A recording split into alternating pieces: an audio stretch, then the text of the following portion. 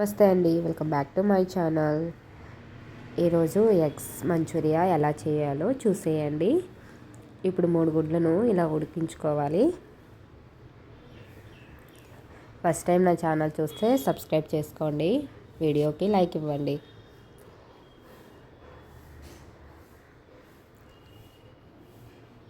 ఇప్పుడు ఈ 3 గుడ్లను ఇలా తీసుకొని నా దగ్గర ఇలా తురుముకునేది ఉందండి.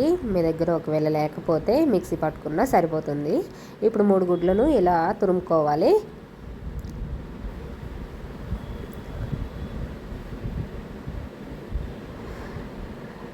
అన్నిటినీ ఇలా తురుముకున్నాక దీంట్లోనే 1 స్పూన్ కారం, 1 స్పూన్ గరం మసాలా, 1 స్పూన్ ధనియాల పొడి, 3 స్పూన్స్ కార్న్ఫ్లోర్, 1 స్పూన్ సాల్ట్ వేసుకోండి.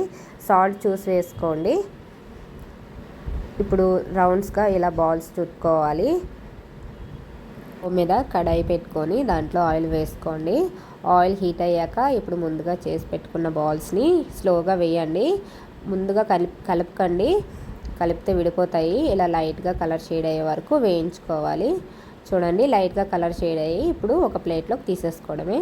మళ్ళీ స్టవ్ మీద కడాయి పెట్టుకొని ఆయిల్ వేసుకోండి. దాంట్లోనే వెల్లుల్లిపాయలు, అల్లం చిన్న ముక్కలుగా తురుముకొని ఇలా వేసుకోవాలి.